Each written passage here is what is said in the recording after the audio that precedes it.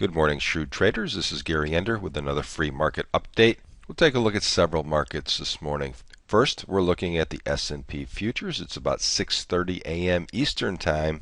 If we measure from this low up to this high, we see that price has now come down to the 50% retracement level, actually just below that. If we line up this 50% retracement level with the best nearest support, we see that that came in right around the 1296 level, which was basically the overnight low. We've had a relatively sharp decline. The Shrewd trading model has this market and many markets right now in the oversold area, and it will not surprise me at all if this tries to rally up on an oversold bounce. Especially because it's Friday morning, we might see some short covering with traders taking their profit, especially traders that have been short for the last week or so. This would be a very normal and legitimate point for that profit taking to occur. And if we do get a dead cat bounce in here, we'll be looking up around that 1330 level. Not only do we have these old lows that would be resistance, we also have the model pointing at that level, at least right now, as potential resistance.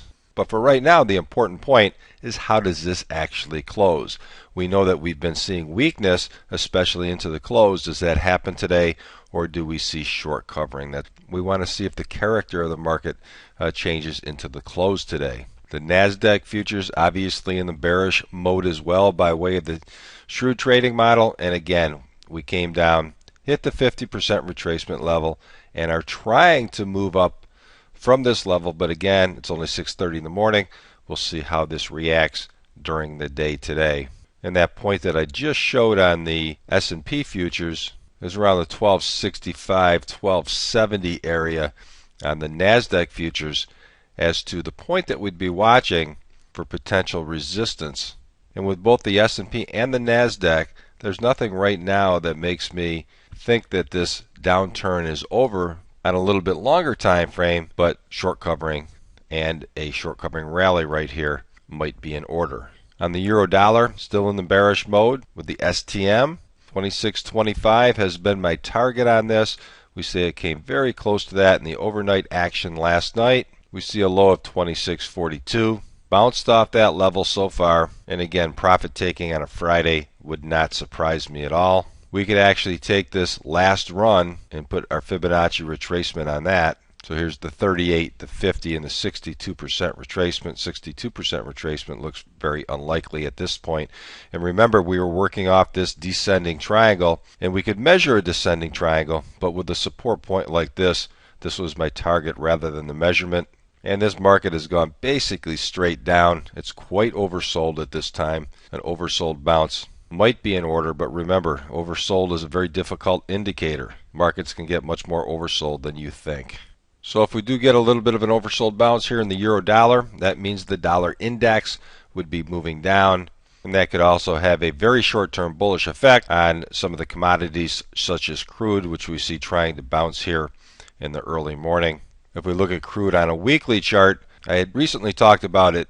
If it was going to break 94, it could come all the way down to the 91 area. We see that the low for the week so far, and this is a weekly chart I should say, is 91.60. So it's basically met that objective.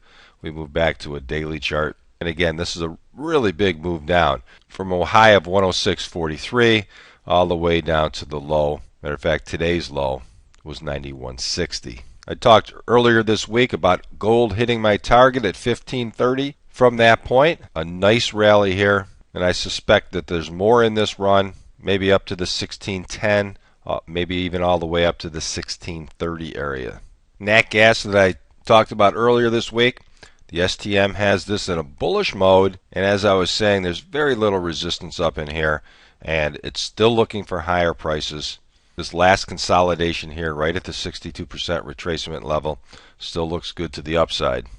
And the Aussie dollar, after having a beautiful run to the downside, all the way from 475 down below the parity level, we see the potential support area here. The STM also has this, obviously in a bearish mode, and a bounce from this level would be normal action. So we'll hold it there. We'll see how this day works out. We'll see if we get some of this short covering action that I think is potential today. Other alternative, of course, is that this market just wants to wash out, but it appears right now that the odds are better for a bit of an oversold bounce, so we'll see if that occurs. This is Gary Ender, Shrewd Trading.